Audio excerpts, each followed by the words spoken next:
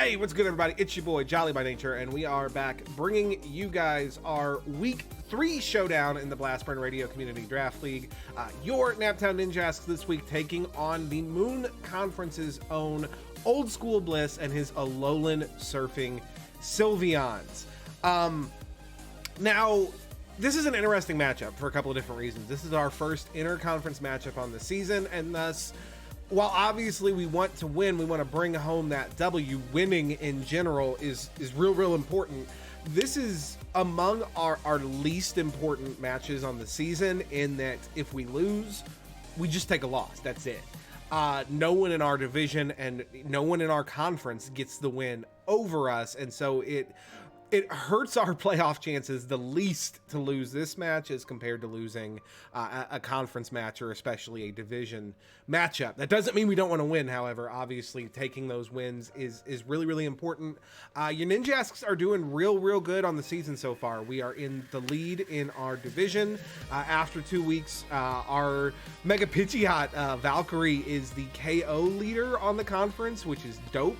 And we're actually, like, in standings, we're near the top of the league. There are a couple of teams that have a slightly better differential that are undefeated. But overall, we're doing excellent, and we definitely don't want to stall that momentum here. Bliss has a really interesting team. Not super, like, conventionally good, if we're being honest, but then Bliss isn't really a conventional player. He's a very creative team builder, and I'm sure he's going to be able to do some really frustrating things with it. Bliss's roster consists of Jirachi, Infernape, Galvantula, Ribombee, Bruxish, Oricorio, Mega Kangaskhan, Superior. No, not Superior. I'm sorry. He traded away Superior. That was the roster he drafted. Currently, he has Empoleon, Silvally, Mawile, and Delcatty.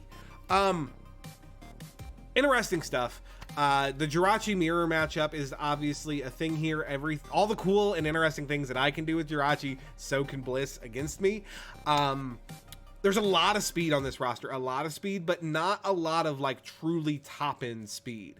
The only thing that Bliss has on his roster that outspeeds my Mega Pidgeot or even my Gengar is Ribombee. Ribombee is the fastest thing on the field, and if it comes, it outspeeds everything I have. That's something I have to be aware of. There's a lot of holes in this roster. Bliss doesn't have a ground type unless he brings Silvally ground, which he could, obviously, but then that also takes Silvally's item slot, which is not ideal. There's a lot of fighting weakness here. Obviously, there's a couple of resists, there's a couple of bugs, although they're not particularly the bulkiest critters around. But Mega Kangaskhan, Empoleon, Silvally, if it comes standard variety, and I don't expect to see it, but Delcatty are all very weak to fighting, so that's a thing. There's also a lot of variability, a lot of flexibility on this team. Jirachi and Infernape, both obviously notorious for being able to run physical or special. So can Empoleon. You don't often think of Empoleon being offensive or physical, but it can pull those things off. Actually, Bliss put in a lot of work with a baton pass Mawile into a physical Empoleon just last week. I don't know how wise that was, if I'm being entirely honest. I feel like that match was very winnable for him, even without displaying that set, and now that he's displayed it, I'm going to be very on guard for it.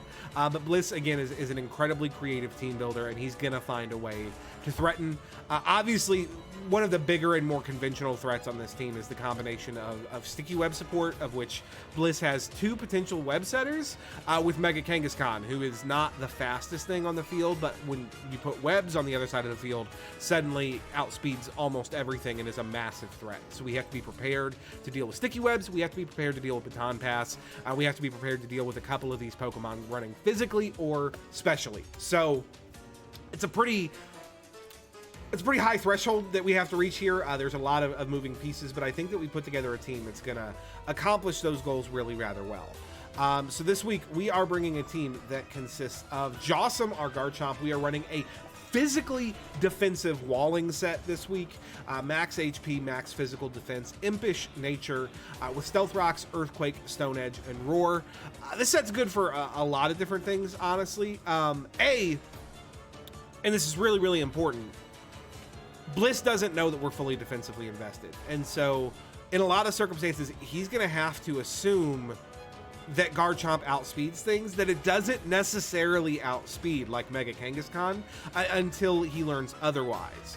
And that's really good for us, obviously. Garchomp is a really respectable physical wall when it's invested like this. And the combination of Rough Skin and Rocky Helmet means it's going to be dealing a ton of chip damage. This is really, really good for things like Infernape. If it's physical or mixed and it's clicking moves like U-Turn, we're going to deal a lot of damage. It's going to rack up very quickly to the Infernape while taking very little damage. Same thing is true for physical Jirachi. Obviously, we don't want to be eating ice punches off of Jirachi, but again, Bliss is going to have to assume that we outspeed Jirachi until he sees otherwise. And so he's probably not going to even want to stay in, because he's going to assume we're going to outspeed and hit him with an Earthquake. And for that matter, we eat the Ice Punch really pretty well. So even if he does like gamble and stay in and hit us, like standard physically offensive Jirachi. Let's see here. Let's say this, the Choice Scarf Jolly set. That's a pretty good bet, right? With Ice Punch. Is only dealing about half to Jossum. So we eat that hit really rather well. And again, we threaten it with Earthquake. Even without offensive investment, we do like 80 to 90 on a Jossum Earthquake, which is a lot. And with some chip is going to take care of it. So yeah, Jossum is here to wall physical Infernape, and especially the combination of Rough Skin Rocky Helmet is so damaging to Mega Kangaskhan. Mega Kangaskhan hits really hard and is going to power through Jossum pretty quickly, but given the fact that all of its moves hit twice with Parental Bond, it's going to be taking that chip damage 4 times between the Rocky Helmet and the Rough Skin, which is brutal. Roar obviously is here for anything like if that Mawile wants to come again with like a bulky setup and Baton Pass set, we can roar it out to disrupt. Stealth Rock's obviously real good, and then Earthquake and Stone Edge coverage hits everything on this team super effectively, basically, or at least neutrally, but most things super effectively. So it's real good. Jossum's in a great position to put in good work this matchup. We're bringing Chocodile the Feraligatr for the first time on this season. This is a very standard Feraligatr set. Adamant, max attack, max speed with the Life Orb Sheer Force. If you are not familiar, when you have the ability Sheer Force and you're holding a Life Orb, if the Sheer Force ability activates on a move, like on Liquidation, notably for Chocodile, you get the Life Orb damage boost, but you don't take the recoil. So we get the benefit of Life Orb without the drawback, at least on that particular move. Obviously, Earthquake and Aqua Jet do not trigger Sheer Force, and so they will trigger Life Orb recoil. But that's fine. That's a small price to pay, frankly. But yeah, Liquidate, Earthquake, Dragon Dance, Aqua Jet hits everything on this team. At +1 from Dragon Dance, it outspeeds everything on this team, bar a couple of Scarfers. And I'm not sure if Bliss is going to bring Scarf this week. If he does, my gut tells me it'll be Jirachi or Infernape. And we have contingencies to deal with those things. In particular, at +1, Aqua Jet Oko's Infernape just demolishes the thing, which is real good. Real good. Chocodile's in a great position to pick up a sweep this week. Looking to be tremendous. Earthquake demolishes Empoleon, and Liquidation does bananas work to everything not named Empoleon. So Chocodile's in a real good position coming into this one. We got Valkyrie, the Mega Pidgeot, coming back this week. Valkyrie, our KO leader on the season, doing big fucking work. Picked up all 6 KOs last week. We do have to run Valkyrie Timid this week. Bliss's roster is not nearly as slow as Tim's was, but we're rocking a fairly standard Mega Pidgeot set with Hurricane, Heat Wave, and U-Turn. We're rocking Defog this week instead of Roost. I hate to do it, but we cannot let Web stay on the field. We cannot do it. If Bliss brings a Web set, we have to be able to get rid of them. And so we're bringing two Defogs this week to make sure that we have the tools to do so. Again, we saw what Valkyrie could do last week. This set doesn't need a lot of explanation. The Heat Wave is here for Jirachi and Galvantula. Hurricane is here for fucking everything else. We're bringing Jareth the Sylveon back this week, which Jareth has a lot of potential uses in this matchup.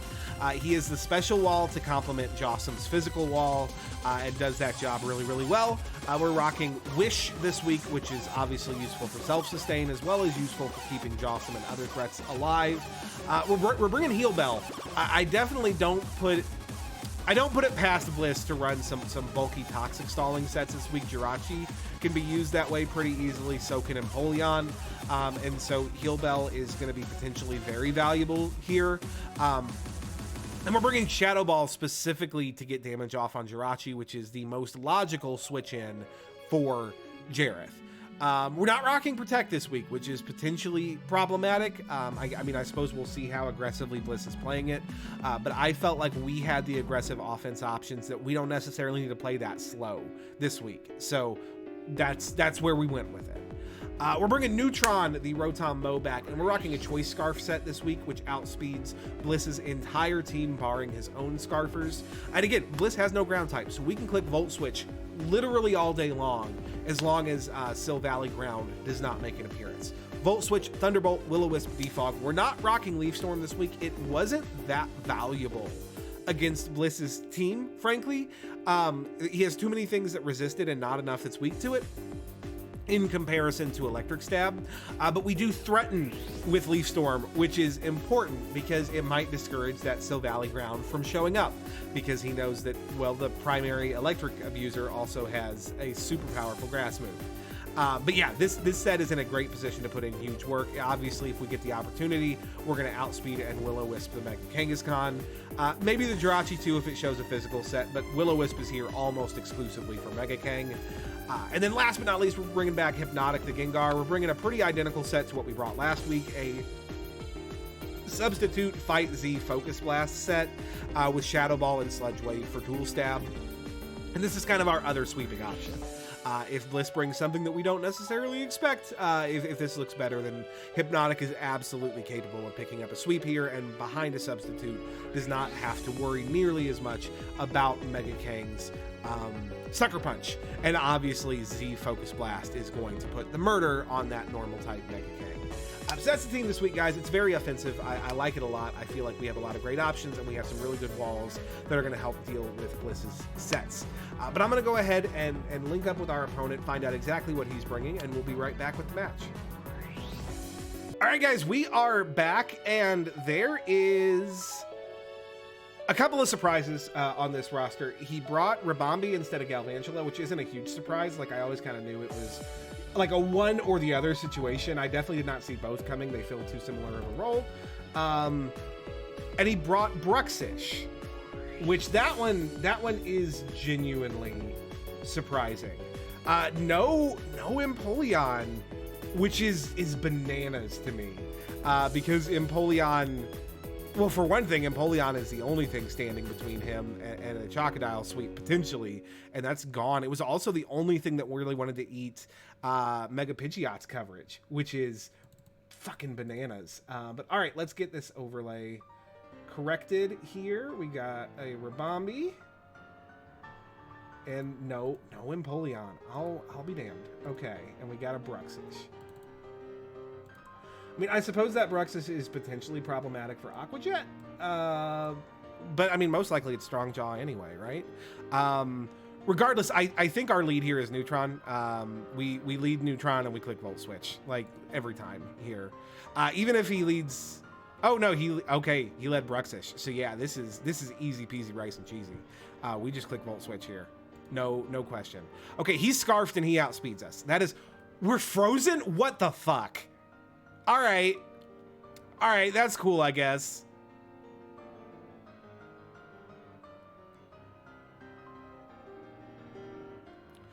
Well, I don't think there's much question as to what we do here. We harden to Crocodile. We can eat that hit. He's Scarfed. He can't switch, so he's going to have to swap out, and we can click Dragon Dance. That's not really a problem. Yeah, no big. That's fine. We're going to D-Dance in your face here. We're probably not going to get a sweep pulling the trigger on this early, but we can definitely put some work in.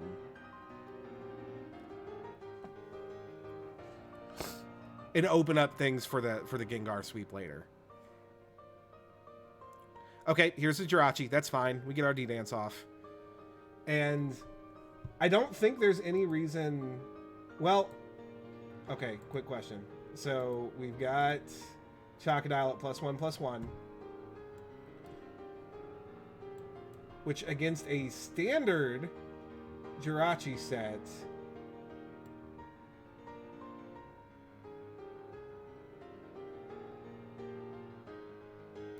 I think we Earthquake here. There's no reason not to. He doesn't have an immunity. Yeah, there's no reason not to. We just Earthquake. Okay, so he is also Scarfed. And now he's dead. So that's cool. Is he running a Scarf team? Just like a straight Scarf team?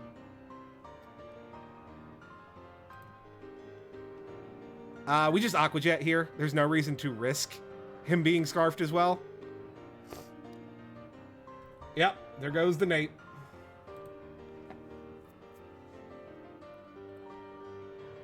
Okay, here comes Kangaskhan.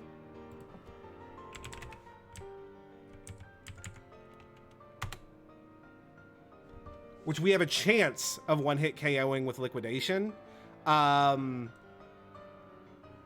If he Sucker Punches, can he KO me from this range? Fake Out cannot. Sucker Punch cannot either. So yeah, we just Liquidation. Oh, Fake Out 2 Sucker Punch probably can though, huh?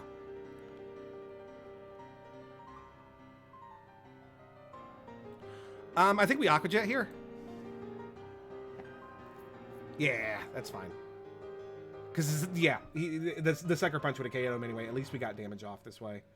So, Chocodile goes down, but puts in, like, not insignificant work. We're going to go Neutron here and click Willow. There's literally no... It'll break the freeze and potentially get a burn off. He can't outspeed me. He can't fake me out. Yeah, we got the burn off. Sweet. Yeah, we're levitating, bro. That doesn't work.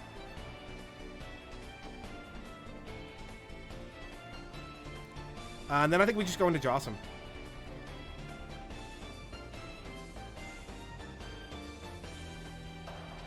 And we're going to get our Rocks up.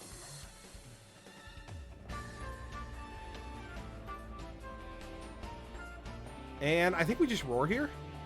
Whatever he wants to do, we don't want him to do it, so we're just going to roar him out.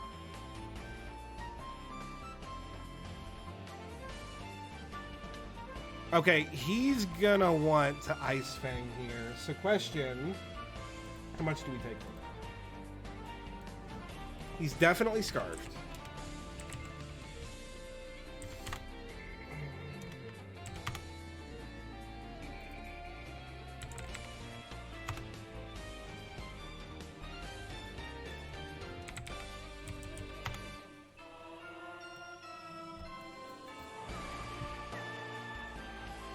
I mean, we take less than what we've got, certainly.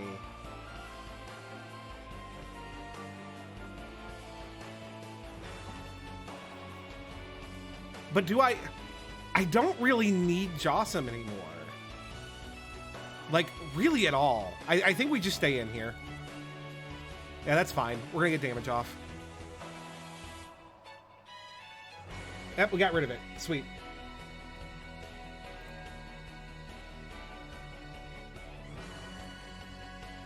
But yeah, with Kang burned, like, we don't really need Jawsome for anything.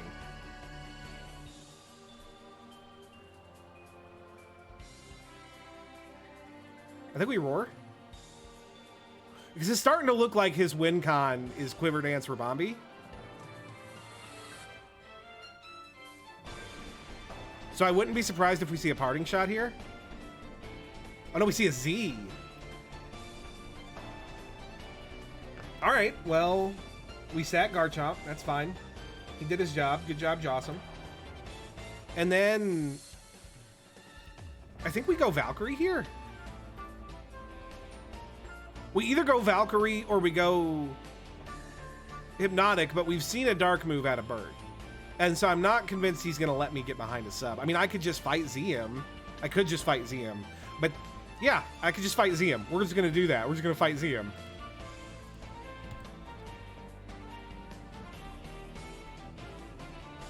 Yeah, he's gone.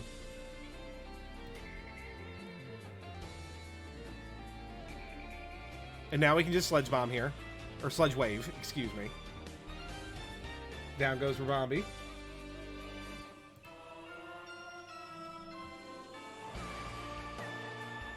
And we're going to sub.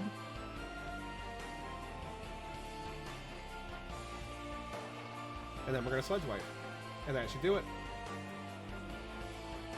All right, guys. Well, there you have it. Your Naptown Ninjasks are going to climb to 3-3 on the back of Hypnotic the Gengar. And some really solid work out of Jawsome and Chocodile. So it's nice to see us getting some value out of the rest of our team. Really good match, good game to Bliss. Definitely brought some creative sets. A lot of Scarf on that team. And I still don't know what set that Infernape was running. Thankfully, it didn't super matter. But yeah, your Naptown Ninjasks will climb to 3-0, and we will be back next week in our next match, and we will be taking on... Who do we take on next week? I should probably learn to look that up before I'm recording, huh? That would be helpful. Next week, we take on the Motor City Mamoswine, our good buddy Manic Pixie Fat Guy, our draft student, as it were, who's trying to become the draft master. He's going to bring the heat. He's going to bring our old pal, our good buddy Park, the Mega Medicham, is going to be gunning for us next week. So that's going to be genuinely terrifying.